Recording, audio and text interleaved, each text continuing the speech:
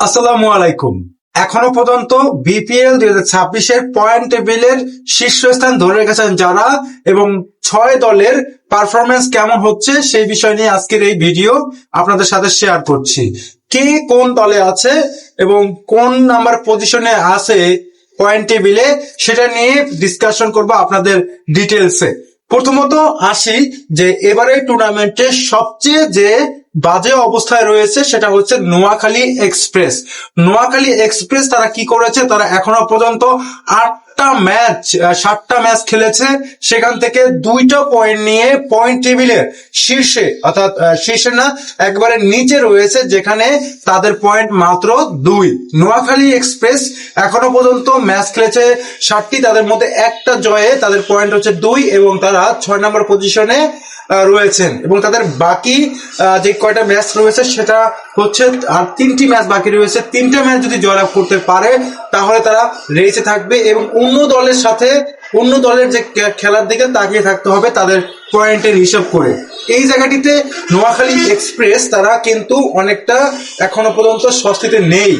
6 নম্বর থেকে 5 নম্বর পজিশনে যারা রয়েছেন তারা হচ্ছেন ঢাকা ক্যাপিটালস। 5 নম্বর পজিশনে পয়েন্ট টেবিলের 5 নম্বরে যিনি রয়েছেন তারা হচ্ছেন ঢাকা ক্যাপিটালস। ঢাকা ক্যাপিটালসের ইতিমধ্যেই তারা 8টি ম্যাচ খেলে ফেলেছেন এবং এই 8টি ম্যাচের মধ্যে তারা ইনফ্যাক্ট 6টি ম্যাচ খেলেছেন। এই 6টি ম্যাচের মধ্যে তাদের পয়েন্ট হচ্ছে 2 এবং এই 2 পয়েন্ট নিয়ে তারা পঞ্চম স্থানে অবস্থান করছেন। সাইফ হাসান এই দলের একজন নির্ভরযোগ্য ওপেনার এবং বাংলাদেশের টি-20 ফরম্যাটের ভাইস ক্যাপ্টেন তিনি। এবং এই জায়গাটিতে তাসকিন আহমেদ রয়েছেন, রহমানুল্লাহ গুরবাজ রয়েছেন, সাব্বির রহমান রুমন রয়েছেন। মোহাম্মদ মিথুনের এই দলটা ভালো পারফর্ম করছে না। লাস্ট 6 ম্যাচের মধ্যে তারা মাত্র 2টা ম্যাচে জয়লাভ পেয়েছে, যে কারণে তাদের স্থানটা এখন নড়বড়ে। এবং পরবর্তী যে ম্যাচগুলো রয়েছে ঢাকার মিরপুর স্টেডিয়ামে, সেখানে তারা ভালোভাবে কামব্যাক করতে পারে। 4টা ম্যাচ বাকি রয়েছে, 4টা ম্যাচের মধ্যে 3টা ম্যাচ যদি তারা জয়লাভ করতে পারে তাহলে কিন্তু ঢাকা ক্যাপিটালস তারা জয়লাভ করবে এবং তারা কিন্তু এই প্লে অফসে খেলার সুযোগ পাবে মনে হচ্ছে। 4 নম্বর পজিশনে যারা রয়েছে তারা হচ্ছে রাজশাহী ওয়ারিয়র্স। আপনারা জানেন নাজমুল হোসেন শান্ত তিনি এই বিপিএল এর একমাত্র 100 করা প্লেয়ার এবং তার দল হচ্ছে রাজশাহী ওয়ারিয়র্স।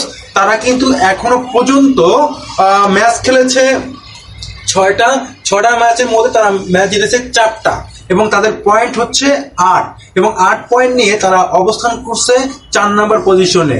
নাজমুল শান্তর সাথে এই দলে রয়েছে মুশফিকুর রহিম, এই দলে আরো ভালো ভালো প্লেয়ার রয়েছে যারা কিন্তু ওই ম্যাচের টার্নিং পয়েন্টটা ম্যাচের মোড়টা ঘুরে দিতে পারেন যে কোনো সময়।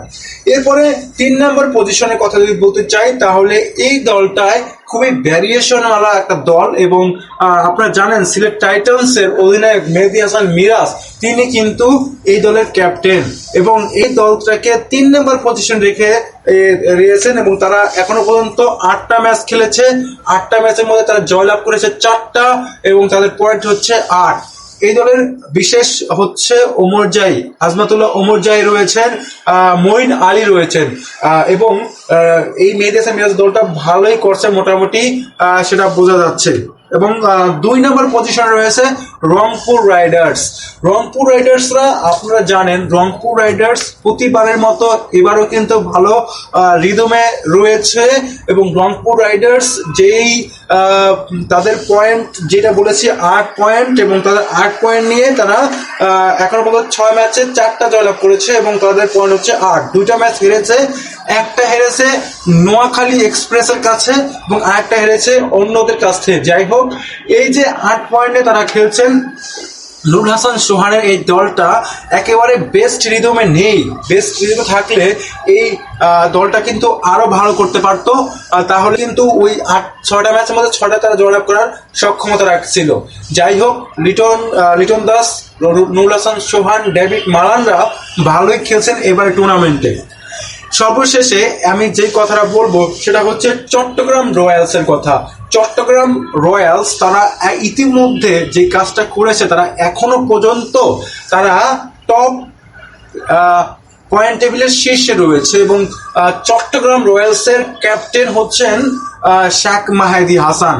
আপনি ভাবতে পারেন এই দলটা অন্তত এই টপে থাকার কথা না, কারণ হচ্ছে এই দলটার যে মালিকানা রয়েছিলেন তিনি কিন্তু দলটাকে ছেড়ে দিয়ে পালিয়েছেন এবং এই দলটার দায়ভার এবং সবকিছু কিন্তু বিসিবি থেকে নেওয়া হয়েছে এবং কোনো স্পন্সর নেই, কোনো কোচ, ভালো কোনো কোচ নেই, তারপরে কিন্তু চট্টগ্রামের এই দলটা ভালো করছে। নাইম শেখ রসিংটনের ওপেনিং পার্টনারশিপে আরো বেশি আয়ত্ত করছে। এই হচ্ছে 6টা টিমের অবস্থান বর্তমানে। আমি যে আবারও আপনাদের কাছে শেয়ার করি তাহলে হচ্ছে এক নম্বরে থাকছে চট্টগ্রাম রয়্যালস, 2 নম্বরে হচ্ছে রংপুর রাইডার্স, 3 নম্বরে সিলেট টাইটান্স, 4 নম্বরে হচ্ছে রাজশাহী ওয়ারিয়র্স, 5 নম্বরে হচ্ছে আপনার ঢাকা ক্যাপিটালস, আর 6 নম্বরে হচ্ছে নোয়াখালী এক্সপ্রেস। এই 6টা দলের মধ্যে টপ 4-এ রয়েছেন যারা, তারা হচ্ছে চট্টগ্রাম, রংপুর, সিলেট এবং রাজশাহী। এই 4 দলের মধ্যে 4টা দলে কিন্তু প্লে অফ খেলার যোগ্যতা অর্জন করতে পারে। তবে কিছু কথা রয়েছে এখানে ঢাকা ক্যাপিটাল যদি পরবর্তী 4টা ম্যাচের মধ্যে 3টা ম্যাচ জয়লাভ করতে পারে, ইনফ্যাক্ট 4টা ম্যাচ জয়লাভ করতে পারে, তাহলে কিন্তু তারাও ঢুকে পড়তে পারে। তো এই জায়গাটিতে ঢাকা ক্যাপিটালসের খুবই মনোযোগ সহকারে ক্রিকেট খেলতে হবে। 4টা ম্যাচে বাকি রয়েছে, 4টা ম্যাচ ভয়ঙ্কর ভাবে খেলতে হবে, ভালোভাবে খেলতে হবে, যেটাতে কারণে ঢাকা ক্যাপিটালস ফিরতে পারে বলে আমার কাছে মনে হচ্ছে। প্লে অফসে বা খেলবে ঢাকা ক্যাপিটালস, এটা আপনি লিখে রাখেন। সেই জায়গাটিতে এখানে রাজশাহী ভালো করছে, রংপুর ভালো করছে। যাই হোক, এই ম্যাচটাতে আপনার টপ 4 কারা সেটা কিন্তু কমেন্টসে জানিয়ে দিতে পারেন। কমেন্টসে জানিয়ে দিবেন আপনার টপ 4 কারা রয়েছেন। Thank you so much.